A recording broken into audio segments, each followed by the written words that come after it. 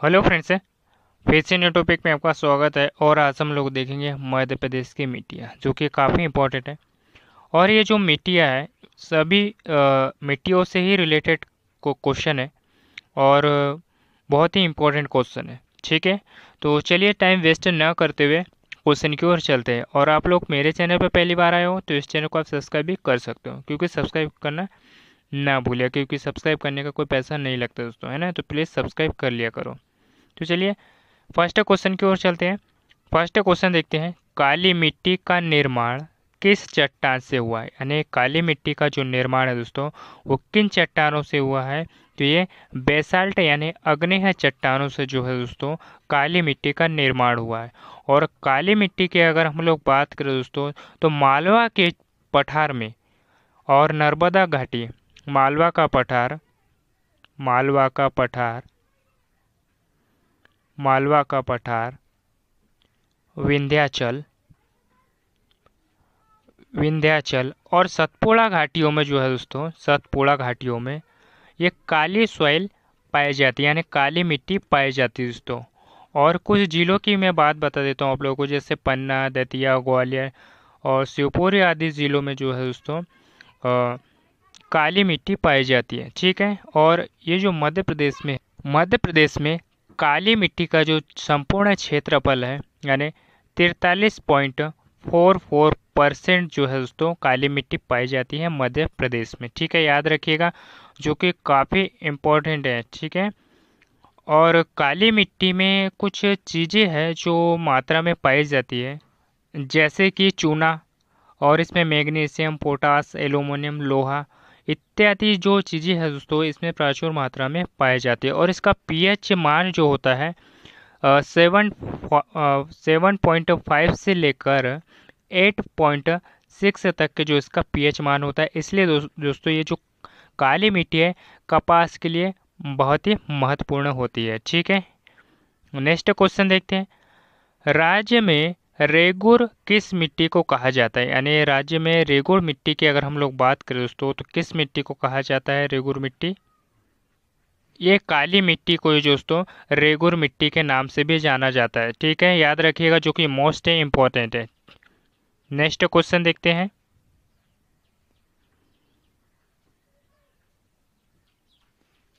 मध्य प्रदेश में सर्वाधिक क्षेत्रफल पर कौन सी मिट्टी पाई जाती है। मध्य प्रदेश की अगर हम लोग बात करें दोस्तों, तो सर्वाधिक क्षेत्रफल में जो है कौन सी मिट्टी पाई जाती है। तो ये काली मिट्टी पाई जाती है। अभी मैंने ऑप्शन में आपको बताया दोस्तों कि मध्य प्रदेश में संपूर्ण क्षेत्रफल में जो है दोस्तों मध्य प्रदेश का, इसमें 43.44% भाग पर जो है दोस्तों काली मिट्टी पाई जाती है। और ये कपास के लिए बहुत ही उपयुक्त होती है, क्योंकि इसका जो पीएच मान होता है दोस्तों 7.5 से लेकर 8.6 तक के इसका पीएच मान होता है दोस्तों। तो याद रखिएगा, ठीक है, जो कि मोस्ट इम्पॉर्टेंट है।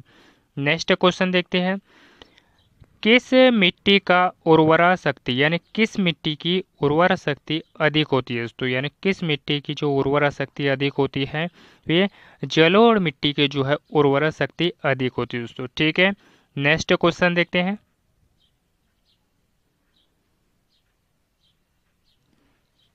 कपास की कृषि के लिए कौन सी मिट्टी उपयुक्त होती है। यानी एमपी पटवारी 2012 में पूछा गया क्वेश्चन है, कपास की मिट्टी के लिए कौन सी जो मिट्टी है वो उपयुक्त होती है दोस्तों। तो ये काली मिट्टी, कौन सी होती है, काली मिट्टी। क्योंकि जो काली मिट्टी का जो पीएच मान होता है दोस्तों 7.5 से लेकर 8.6 होता है इसका पीएच मान, जो कि बहुत ज़्यादा होता है। ठीक है, नेक्स्ट क्वेश्चन देखते हैं, निंछालन, निंछालन की प्रक्रिया कौन सी मिट्टी प्रभावित होती है। यानी निंछालन की जो प्रक्रिया से जो है दोस्तों कौन सी मिट्टी जो है प्रभावित होती है।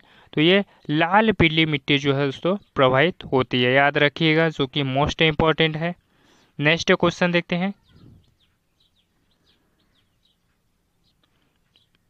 बेसाल्ट चट्टान से कौन सी मिट्टी का निर्माण होता है। यानी जो बेसाल्ट की चट्टानें होती है दोस्तों, इससे कौन सी मिट्टी का निर्माण होता है। तो इसमें काली मिट्टी का निर्माण होता है। ठीक है, और जलोढ़ मिट्टी की अगर हम लोग बात करें तो इसे दोमट मिट्टी भी कहा जाता है दोस्तों। कौन सी मिट्टी कहा जाता है जलोढ़ मिट्टी को? तो इसे दोमट मृदा भी कहा जाता है, याद रखिएगा, जो कि मोस्ट इम्पॉर्टेंट है। और इसके पीएच मान की अगर हम लोग बात करें तो इसका 7 पीएच मान होता है दोस्तों जलोढ़ मिट्टी का, ठीक है। और राज्य की अगर हम लोग बात करें तो राज्य के कुल क्षेत्रफल में जो है दोस्तों 7.57% जो है दोस्तों इसका क्षेत्र जो है पाया जाता है जलोढ़ मिट्टी का, ठीक है। नेक्स्ट क्वेश्चन देखते हैं। लाल पीली मिट्टी का पीएच का जो मान है वो कितना होता है, यानी जो लाल और पीली मिट्टी का जो पीएच मान होता है वो कितना होता है दोस्तों? अगर हम लोग लाल पीली मिट्टी की अगर बात करें तो इसका जो पीएच मान होता है 5.5 से लेकर 8.5 के बीच में जो है दोस्तों इसका पीएच मान होता है। और लाल पीली मिट्टी की एक बात मैं आपको बताऊं कि इसमें लाल रंग का फेरिक लाल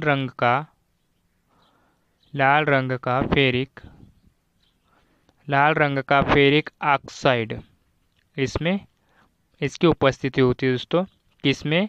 लाल पीली मिट्टी में, ठीक है। और ये कुछ क्षेत्रों में पाए जाते हैं दोस्तों, विशेषकर जैसे बुंदेलखंड, बघेलखंड, जैसे मंडला, बालाघाट, सीधी, शहडोल, इन जिलों में जो है दोस्तों ये लाल पीली जो मृदा है वो पाई जाती है। और धान के लिए लाल पीली जो मृदा है वो सबसे उपयुक्त मानी जाती है, सबसे उपयुक्त मानी जाती है दोस्तों, ठीक है, याद रखिएगा। नेक्स्ट क्वेश्चन देखते हैं।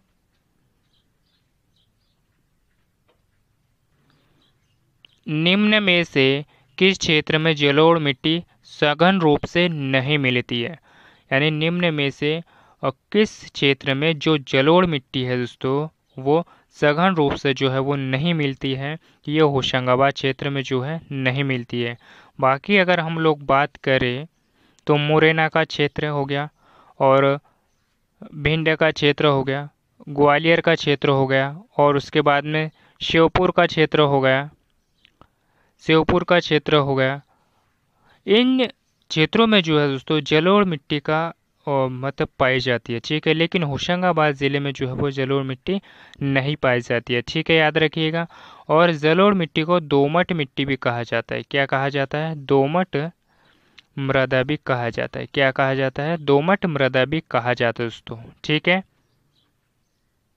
और इसके पीएच मान की अगर बात करें तो इसका जो पीएच होता है वो 7 पीएच होता है दोस्तों, याद रखिएगा, ठीक है।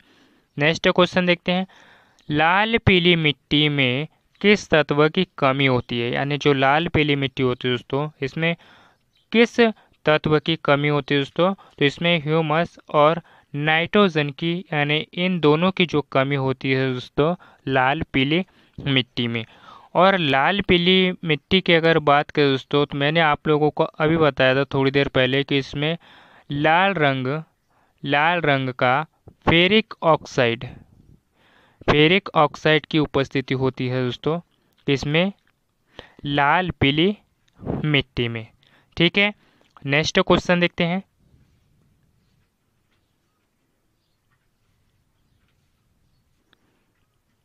लाल पीली मिट्टी का रंग किस कारण से होता है?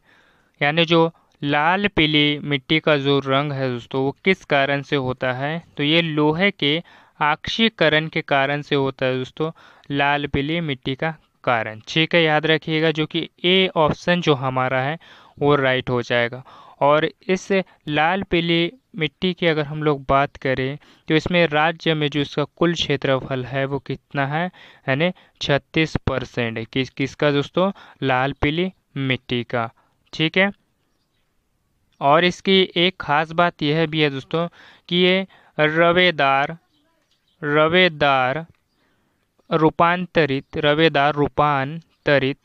रूपांतरित चट्टानों से जो है दोस्तों इसका अपरदन हुआ है, ठीक है।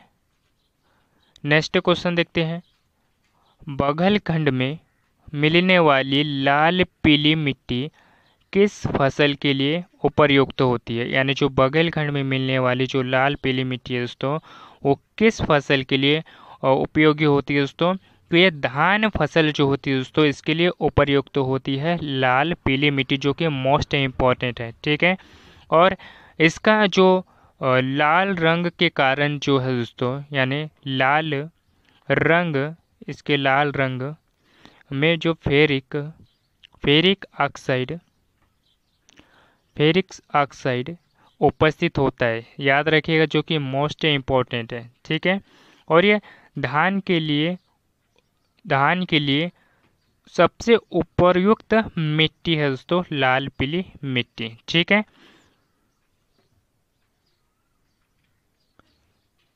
जलोढ़ मिट्टी का पीएच मान कितना होता है दोस्तों? तो जलोढ़ मिट्टी का जो पीएच मान होता है वो कितना होता है?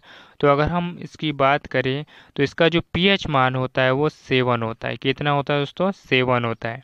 ठीक है, और इसे दोमट मृदा भी कहा जाता है। क्या कहा जाता है दोस्तों? मृदा, यानी दोमट मृदा भी कहा जाता है जलोढ़ मिट्टी को। ठीक है, और इसमें नाइट्रोजन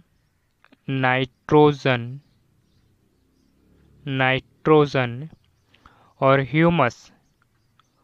ह्यूमस की जो मात्रा है वो कम होती है दोस्तों। इस मिट्टी में क्या होती है? कम होती है। ठीक है, नेक्स्ट क्वेश्चन देखते हैं। निम्नलिखित में से कहाँ काली मिट्टी जो है वो नहीं पाई जाती है? अगर हम लोग बात करें तो जो काली मिट्टी है दोस्तों वो किन क्षेत्रों में जो है वो नहीं पाई जाती है? तो श्योपुर का जो क्षेत्र दोस्तों, यहाँ पे जो है काली मिट्टी नहीं पाई जाती है। तो याद रखिएगा, जो कि मोस्ट इम्पॉर्टेंट है। ठीक है, काली मिट्टी की अगर हम लोग बात करें तो इसका जो पीएच मान होता है, 7.5 से लेकर 8.6 है। यानी इसका जो पीएच मान होता है दोस्तों 7 से भी अधिक होता है। इसलिए कपास के लिए काफ़ी उपयुक्त मिट्टी है ये। और इस काली मिट्टी की अगर हम लोग बात करें तो इसे रेगुर मिट्टी भी कहा जाता है दोस्तों। क्या कहा जाता है? रेगुर मृदा भी कहा जाता है। क्या कहा जाता है दोस्तों? रेगुर मृदा भी कहा जाता है इसे।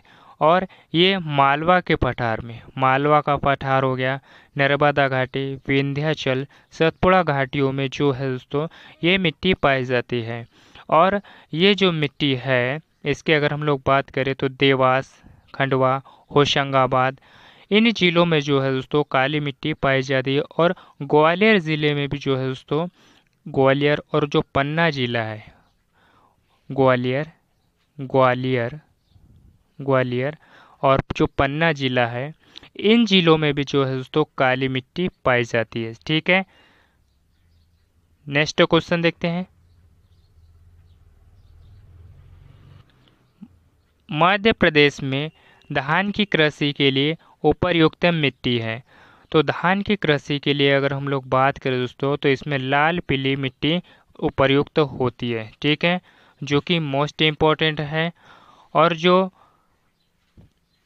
लाल पीली मिट्टी है इसमें जो राज्य का जो कुल क्षेत्रफल कितना है दोस्तों, 36% भाग पर जो है लाल पीली मिट्टी पाई जाती है दोस्तों। और रवेदार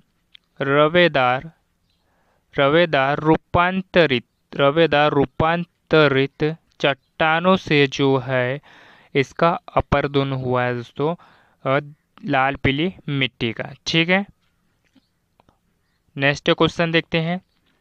लाल पीली मिट्टी में किसकी अधिकता होती है? यानी जो लाल पीली मिट्टी है दोस्तों इसमें किसकी अधिकता होती है दोस्तों?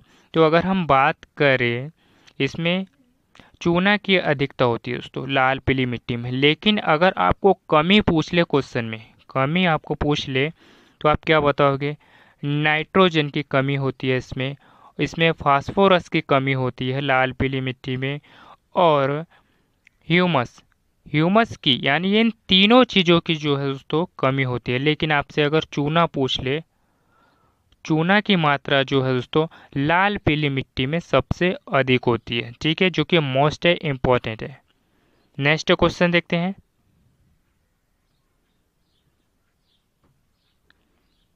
छिछली काली मिट्टी की अगर हम लोग बात करें दोस्तों, जो कि मोस्ट इम्पॉर्टेंट है, छिछली काली मिट्टी की अगर हम लोग बात करें तो ये मिट्टी जो है कहाँ पाई जाती है, तो ये सतपुड़ा क्षेत्र में जो है दोस्तों छिछली काली मिट्टी पाई जाती है। नेक्स्ट क्वेश्चन देखते हैं। मिश्रित मिट्टी, मिश्रित मिट्टी के लिए उपयुक्त फसल है, यानी जो मिश्रित मिट्टी के लिए उपयुक्त फसल कौन सी है दोस्तों, तो ये बाजरा। बाजरा जो है दोस्तों ये उपयुक्त जो कि मिश्रित मिट्टी के लिए उपयुक्त है, कौन, बाजरा। और मिश्रित मिट्टी की अगर हम लोग बात करें दोस्तों, तो इसमें लाल काली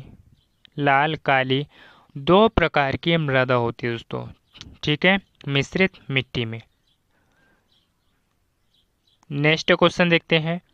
मध्य प्रदेश के 47.6% भाग पर कौन सी मिट्टी पाई जाती है, यानी मध्य प्रदेश के 47.6% भाग पर जो है वो कौन सी मिट्टी पाई जाती है, तो ये इसकी अगर हम लोग बात करें दोस्तों, तो ये जो काली मिट्टी पाई जाती है, ठीक है। और काली मिट्टी की अगर हम लोग बात कर ले तो कितनी पाई जाती है दोस्तों, तो आपको कभी कभी ऑप्शन में जो है वो 43.44% भी आपको मिल सकता है, ठीक है, इतना भी याद रखिएगा, ठीक है। तो ये भी कंटेंट जो है, यानी ये जो बातें हैं आप लोग याद रखा करो, ठीक है। और काली मिट्टी की अगर हम लोग बात करें तो इसे रेगुर मृदा भी कहा जाता है। क्या कहा जाता है, रेगुर मृदा भी कहा जाता है दोस्तों, ठीक है। और काली मिट्टी मालवा के पठार हो गया, नर्मदा घाटी, विंध्याचल का क्षेत्र, सतपुड़ा घाटियों में जो है दोस्तों ये जो काली मृदा है पाई जाती है, ठीक है। और इसका पीएच मान की अगर हम लोग बात करें 7.5 से लेकर 8.6 तक, यानी 7 पीएच से भी अधिक जो इसका पीएच मान होता है दोस्तों 7 से भी अधिक होता है। इसलिए जो कपास दोस्तों इसके लिए बहुत ही अच्छी मिट्टी होती है ये काली मिट्टी, ठीक है। नेक्स्ट क्वेश्चन देखते हैं। और इसके साथ हम अलग भी फसल बो सकते हैं, जैसे कि ज्वार हो गया, गेहूं हो गया, चना, जौ, सरसों, ऐसी बहुत सारी फसल है दोस्तों जो कि काली मिट्टी में बोआ जा सकते हैं, लेकिन कपास के लिए बहुत ही उपयुक्त मिट्टी है ये। मालवा के पठार पर कौन सी मिट्टी पाई जाती है, यानी मालवा के पठार पर अगर हम लोग बात करें, मैंने अभी ऑप्शन में बताया दोस्तों कौन सी मिट्टी पाई जाती है, तो काली मिट्टी पाई जाती है मालवा के पठार में। तो मैंने कौन कौन से पठार बताए थे आपको, मालवा के पठार, नर्मदा घाटी का कुछ भाग हो गया, विंध्याचल, सतपुड़ा घाटियों का कुछ भाग हो गया, और पन्ना जिला, जैसे कि पन्ना जिला, दतिया, ग्वालियर, शिवपुरी, इन जिलों में जो है दोस्तों काली मिट्टी जो है पाई जाती है। और इसका पीएच मान अधिक होने से, यानी 7.5 से लेकर 8.6 है, यानी इसका 7 से अधिक पीएच मान जो अधिक होने के कारण जो है दोस्तों इसमें कपास की खेती के लिए जो है बहुत ही उपयुक्त मिट्टी है दोस्तों काली मिट्टी। तो आज के लिए इतना है दोस्तों, और ये टॉपिक कैसा लगा मुझे कमेंट बॉक्स में ज़रूर बताइएगा। और जितने भी मिट्टियों से रिलेटेड जो 20 क्वेश्चन डिस्कस किए हमने, जो कि काफ़ी इम्पोर्टेंट है, तो अगर ये टॉपिक आपको पसंद आया तो इसे लाइक ज़रूर करिएगा और सब्सक्राइब ज़रूर करिएगा और अपने दोस्तों के साथ भी शेयर कीजिएगा, क्योंकि उन लोगों की भी हेल्प हो सके। तो मिलते हैं किसी नेक्स्ट टॉपिक पे, धन्यवाद।